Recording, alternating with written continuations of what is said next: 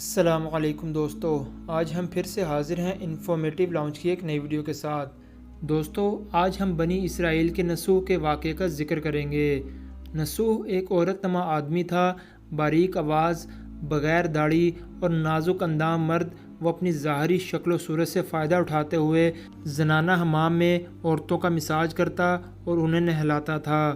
کوئی بھی اس کی حقیقت نہیں جانتا تھا، سبھی اسے عورت سمجھتے تھے۔ یہ طریقہ اس کے لیے ذریعہ معاش بھی تھا اور عورتوں کے جسم سے لذت بھی لیتا تھا۔ کئی بار ضمیر کے ملامت کرنے پر اس نے اس کام سے توبہ بھی کر لی، لیکن ہمیشہ توبہ توڑتا رہا۔ ایک دن بادشاہ کی بیٹی حمام گئی۔ حمام اور مساج کرنے کے بعد پتہ چلا کہ اس کا گراں بہا گوہر موتی یا ہیرا کھو گیا ہے۔ بادشاہ کی بیٹی نے حکم دیا کہ سب کی تلاشی لی جائے۔ سب کی تلاشی لی گئی، ہیرا نہیں ملا۔ نسوح رسوائی کے ڈر سے ایک جگہ چھپ گیا۔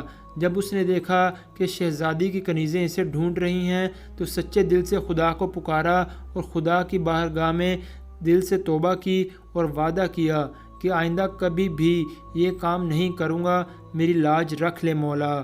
دعا مانگ ہی رہا تھا کہ اچانک باہر سے آواز سنائی دی کہ نسوح کو چھوڑ دو، ہیرا مل گیا ہے۔ نسوح نم آنکھوں سے شہزادی سے رخصت لے کر گھر آ گیا۔ نسوح نے قدرت کا کرشمہ دیکھ لیا تھا اور ہمیشہ کے لیے اس کام سے توبہ کر لی۔ کئی دنوں سے حمام نہ جانے پر ایک دن شہزادی نے بلاوا بھیجا کہ حمام آ کر میرا مساج کرے، لیکن نسوح نے بہانہ بنایا کہ میرے ہاتھ میں درد ہے، میں مساج نہیں کر سکتا ہوں۔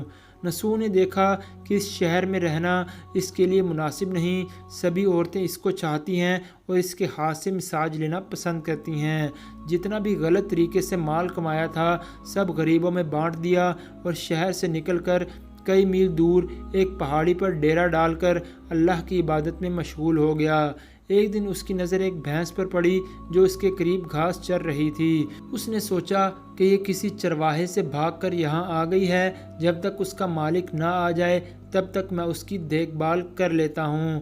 لہٰذا اس کی دیکھ بھال کرنے لگا۔ کچھ دن بعد ایک تجارتی قافلہ راستہ بھول کر ادھر آ گیا جو سارے پیاس کی شدت سے نڈھال تھے۔ انہوں نے نسوح سے پانی مانگا۔ نسوح نے سب کو بھینس کا دودھ پلایا اور سب کو سیراب کر دیا۔ قافلے والوں نے نسوح سے شہر جانے کا راستہ پوچھا۔ نسوح نے ان کو آسان اور نزدیکی راستہ دکھایا۔ نسوح کے اخلاق سے متاثر ہو کر تاجروں نے جاتے ہوئے اسے بہت سارا مال بطور تحفہ دیا۔ نسوح نے ان پیسوں سے وہاں کنواں کھدوا دیا۔ آہستہ آہستہ وہاں لوگ بسنے لگے اور عمارتیں بننے لگیں۔ وہاں کے لوگ نسوح کو بڑی عزت اور احترام کی نظر سے دیکھتے تھے۔ رفتہ رفتہ نسوح کی نیکی کے چرچے بادشاہ تک جا پہنچے۔ بادشاہ کے دل میں نسوح سے ملنے کا اشتیاق پیدا ہوا۔ انہوں نے پیغام بھیجا کہ بادشاہ آپ سے ملنا چاہتے ہیں، مہربانی کر کے دربار تشریف لے آئیں۔ جب نسوح کو بادشاہ کا پیغام ملا تو اس نے ملنے سے انکار کر دیا اور معذرت چاہی کہ مجھے بہت سارے کام ہیں، میں نہیں آ سکا۔ بادشاہ کو بہت تعجب ہوا، مگر اس بے نیازی کو دیکھ کر ملنے کی طلب اور بڑھ گئی۔ بادشاہ نے کہا کہ اگر نسوح نہیں آ سکتے تو ہم خود اس کے پاس جائیں گے۔ جب بادشاہ نسوح کے علاقے میں داخل ہوا، خدا کی طرف سے ملک الموت کو حکم ہوا کہ بادشاہ کی روح قبض کر لے۔ چونکہ بادشاہ بطور عقیدت مند نسوح کو ملنے آ رہا تھا اور رعایا بھی نسوح کی خوبیوں کی گرویدہ تھی، اس لیے نسوح کو بادشاہ کے تخت پر بٹھا دیا گیا۔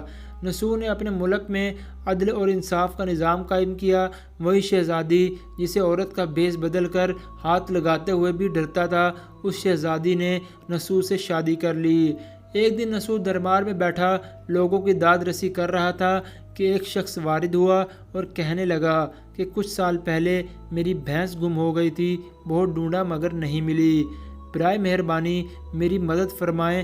نسوح نے کہا کہ تمہاری بھینس میرے پاس ہے، آج جو کچھ میرے پاس ہے وہ تمہاری بھینس کی وجہ سے ہے۔ نسوح نے حکم دیا کہ اس کے سارے مال اور دولت کا آدھا حصہ بھینس کے مالک کو دیا جائے۔ وہ شخص خدا کے حکم سے کہنے لگا، اے نسوح، جان لو نہ میں انسان ہوں اور نہ ہی وہ جانور بھینس ہے، بلکہ ہم دو فرشتے ہیں، تمہارا امتحان لینے کے لیے آئے تھے۔ یہ سارا مال اور دولت تمہارے سچے دل سے توبہ کرنے کا نتیجہ ہے، یہ سب کچھ تمہیں مبارک ہو۔ وہ دونوں فرشتے نظروں سے غائب ہو گئے۔ اسی وجہ سے سچے دل سے توبہ کرنے والے کو توبہ نصوح کہتے ہیں۔ تاریخ کی کتاب میں نسوح کو بنی اسرائیل کے ایک بڑے عابد کی حیثیت سے لکھا گیا ہے۔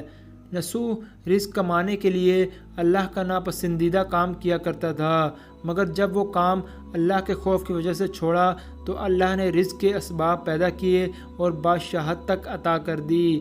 حرام طریقے سے لذت حاصل کرنا چھوڑا تو اللہ نے نکاح میں شہزادی دے دی۔ اللہ تعالیٰ سے دعا ہے کہ اللہ تعالیٰ سب کو توبہ کرنے اور تا دم مرگ اس توبہ پر قائم رہنے کی توفیق عطا فرمائے۔ آمین ثم آمین۔ آج کی ویڈیو میں بس اتنا ہی۔ بہت جلد حاضر ہوں گے ایک نئی ویڈیو کے ساتھ۔ ویڈیو اچھی لگی ہو تو چینل کو سبسکرائب کرنا مت بھولیے گا۔ اپنا بہت خیال رکھیے گا۔ اللہ حافظ۔